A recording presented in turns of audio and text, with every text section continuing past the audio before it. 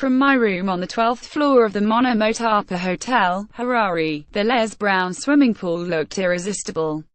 Every morning I looked down on school groups and swimming clubs plowing up and down its 850 meters lanes of pristine water. In a city where many could not afford to eat, this display of routine in a magnificent municipal facility, one more Olympic-sized pool than London could boast at the time, was one among many anomalies. I was there, in November 2004, to cover it all by the England cricket team that had more to do with politics than sport. A year earlier they had pulled out of a World Cup match in Harare amid death threats and calls for a boycott from politicians at home and in Zimbabwe, where President Mugabe's land reclamation program, where assaults on white farmers and a crackdown on opposition were ongoing. Every other team scheduled to play in Harare did so. Two brave Zimbabwe players, Andy Flower and Henry Olonga, wore black armbands in protest at the death of democracy. They were dropped and exiled. England's tour to the country was extremely controversial. England finally arrived 18 months later for a series whose only value was to the Mugabe regime, and English administrators keen to look their colleagues from cricket's small world in the eye. There was still opposition, but it was muted and cowed by the violence of an illegitimate regime. The players arrived to find England go home. "Shame on England" scrawled on a wall near their hotel, the Rio de Janeiro landmark Meekles. On the streets the mood was indifferent. Then, as now, Zimbabweans had more to worry about than bat and ball. Those who knew the cricketers were there were welcoming, recognizing the value of a retinue of $ic hangison, including journalists. Soaring inflation meant $1 bought said $6,000 at the official rate. On the street you could get $8,500 and the dollar would be sold on for $10,000.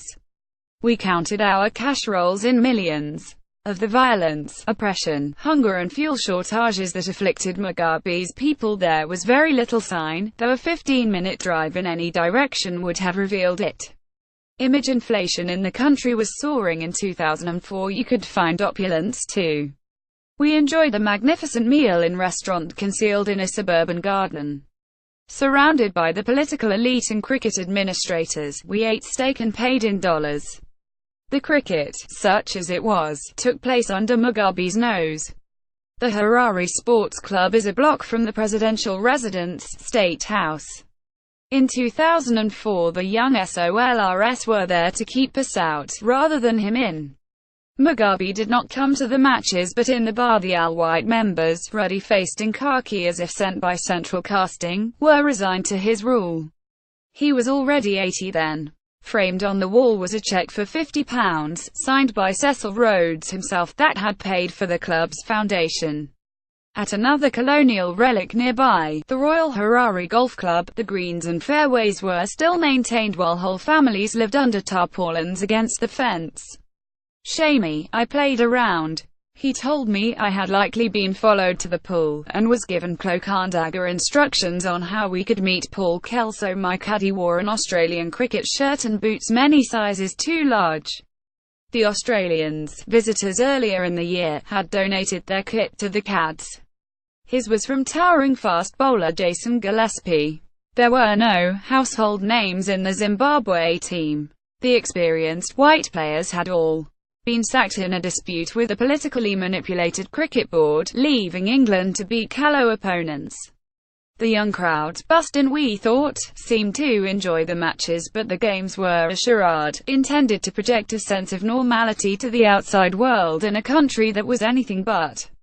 I discovered what counted for normal when I finally made it down to the Les Brown for a swim. As I dried offing the club swimmers I felt a presence behind me. "Don't look round," said an English accent touched with Afrikaans that belonged to Manning his daughter swim. "Are you here for the cricket?" "Yes." "Are you a journalist?" "Yes." "Are you interested in torture?" Colourful crowds were bussed in to project a sense of normality. He told me I had likely been followed to the pool, and was given cloak and dagger instructions on how we could meet later in the day. There was no doubt he was taking a risk approaching me. We finally met face to face in a shopping center car park, and I was driven to the suburban home of a brave, committed MDC supporter, unwilling to accept what was happening to the country where he had raised his family. He showed me scores of photographs of the victims of Mugabe, opposition activists and their families who had been beaten and tortured for trying to contest elections. I took the images home and, at his request, handed them to Amnesty International. I wrote about it for The Guardian. It was the only useful thing I achieved in Zimbabwe. I looked and children are still using the Les Brown to learn to swim.